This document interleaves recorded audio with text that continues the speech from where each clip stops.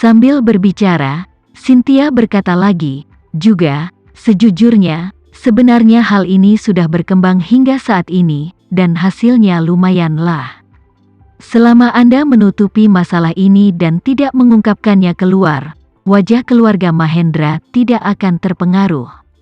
Tetapi kamu harus berkomunikasi dengan perusahaan pialang Henzo. Bagaimanapun, dia sekarang adalah figur publik. Dia tiba-tiba menghilang dari pandangan publik. Ini pasti akan menarik banyak spekulasi.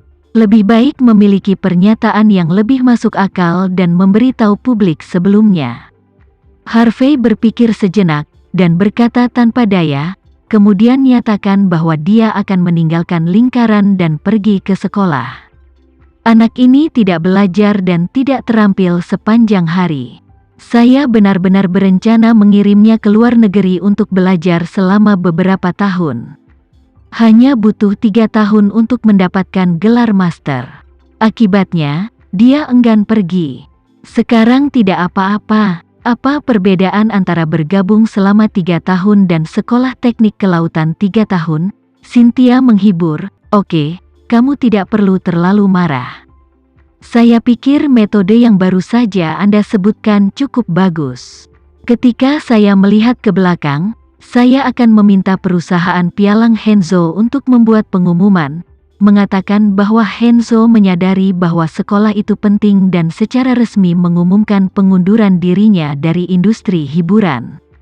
Itu juga dapat meninggalkan kesan yang baik bahwa akademisi itu penting baginya daripada hal-hal lain. Karena itu, Cynthia melanjutkan, jika Henzo bisa melepaskan masalah itu dalam 3 tahun ke depan, itu akan menjadi berkah tersembunyi. Harvey bersenandung, dan berkata, mendengarkanmu, aku merasa lebih nyaman. Cynthia terkikik dan berkata, merasa lebih nyaman bukan? Aku membuatmu merasa lebih nyaman juga. Hati Harvey terasa gatal, dan dia dengan cepat bertanya, apakah kamu sedang melakukan sesuatu sekarang? Jika tidak apa-apa, bagaimana kalau datang ke rumah saya? Henzo tidak ada di rumah. Cynthia berpikir sejenak dan tersenyum, mengapa kamu begitu cemas?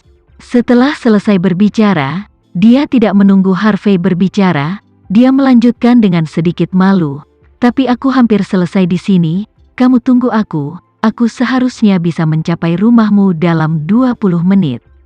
Harvey sangat gembira dan buru-buru berkata, kalau begitu cepat, aku akan menunggumu di rumah, dan kebetulan aku makan malam di rumahku. Jangan kembali jika tidak ada yang bisa dilakukan di malam hari. Baik, Cynthia tidak banyak berpikir, dan berkata, dengan cara ini, saya akan menelepon Tama dulu dan melihat apakah saya dapat membiarkan Anda berbicara dengan Henzo. Ini baik. Cynthia menutup telepon, dan sambil membiarkan pelayan itu menyiapkan gaunnya, dia menelepon Tama, dan berkata dengan nada yang agak menyanjung, Tama, aku sudah memberitahu ayah Henzo, dia mengetahui bahwa sikap Henzo menyebabkan rasa malu dengan menyinggungmu, saat dia bergegas ke dalam tabrakan. Jadi Harvey tidak punya pendapat tentang hukuman Henzo. Lagi pula, anak ini sudah keras kepala sejak dia masih kecil. Tama tidak menyangka bahwa bibi yang masih memohon pada Henzo di telepon barusan memiliki perubahan besar dalam sikapnya. Namun, dia terlalu malas untuk berbicara dengannya. Jadi dia berkata, apakah kamu punya yang lain? Aku akan menutup telepon jika tidak ada yang lain. Cynthia buru-buru berkata, jangan khawatir, bibi punya sesuatu yang lain.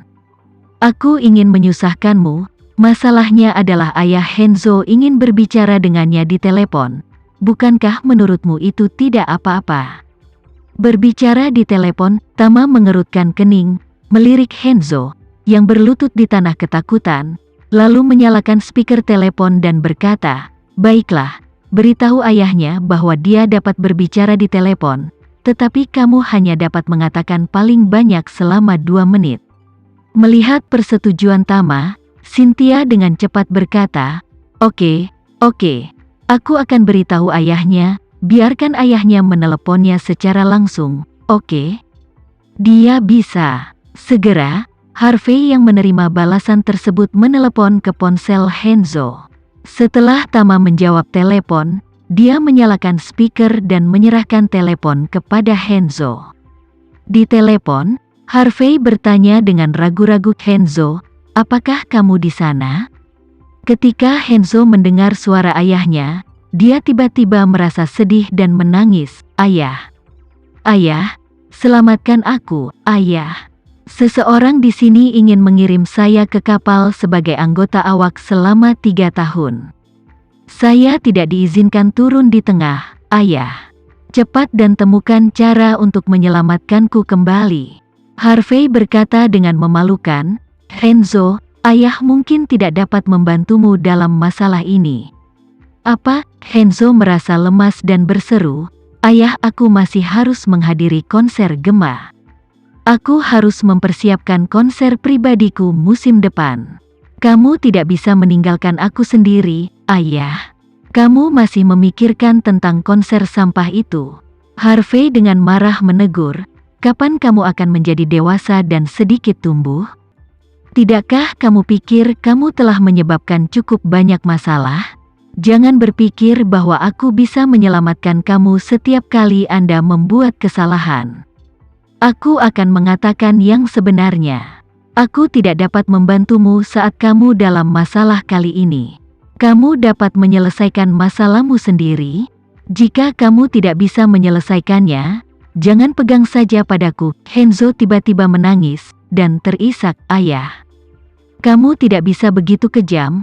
Aku akan mati jika kamu tidak menyelamatkanku, ayah." Harvey membenci besi dan baja dan menegur, "Henzo, kapan kamu akan dewasa? Ayah sedang membicarakanmu. Tidakkah kamu menyadari bahwa dalam hal ini saya tidak berdaya?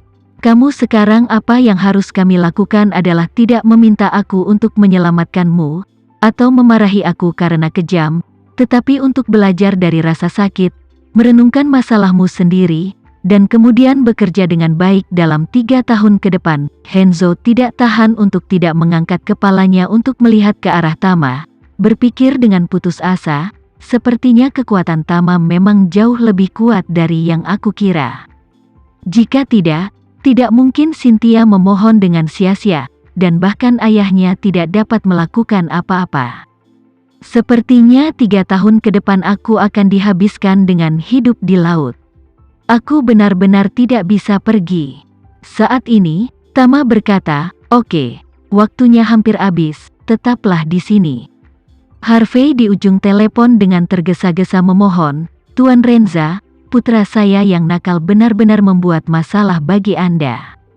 Tolong rawat dia di masa depan." Tama tersenyum dan bertanya, "Kamu sepertinya sangat mengenal bibiku?" Harvey buru-buru berkata, "Ini teman sekelas dan teman lama selama bertahun-tahun." Tama mendengus, seolah-olah dia telah melihat semuanya, dan berkata dengan acuh tak acuh, "Aku bisa membiarkan bibiku yang sangat egois dan mencintai wajahnya sampai ke tulangnya, meletakkan tubuhnya, meletakkan kebencian padaku, dan dengan rendah hati membantu menengahi. Aku melihat hubungan kalian berdua harus lebih dari sekedar teman sekelas lama dan teman lama. Maukah kamu menjadi pamanku suatu hari nanti?" Ketika Harvey mendengar ini, dia sangat malu sehingga dia merinding di sekujur tubuhnya di sisi lain telepon. Segera, dia dengan cepat menyangkal, "Tuan Renza, kamu telah salah paham. Bibimu dan saya benar-benar hanya teman sekelas lama dan teman baik. Sama sekali tidak ada yang tidak tepat. Cynthia belum menceraikan pasangan aslinya." Harvey tentu saja tidak berani membongkar hubungan keduanya. Sebaliknya, jika menyebar, tidak hanya dia dan Cynthia akan didiskreditkan, tetapi keluarga Renza juga pasti akan memaksanya untuk memutuskan semua kontak dengannya demi wajah. Bahkan jika Cynthia benar-benar mencintainya dan bersikeras untuk menikahinya, keluarga Renza tidak dapat setuju, karena mereka tidak mampu untuk kehilangan orang tersebut.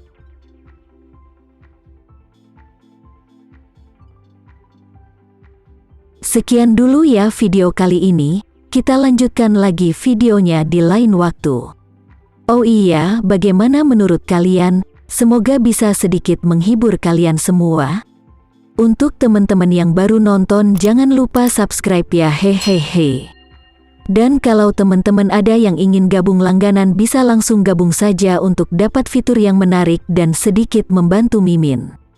Terima kasih banyak sudah menonton, sampai jumpa lagi, bye bye bye.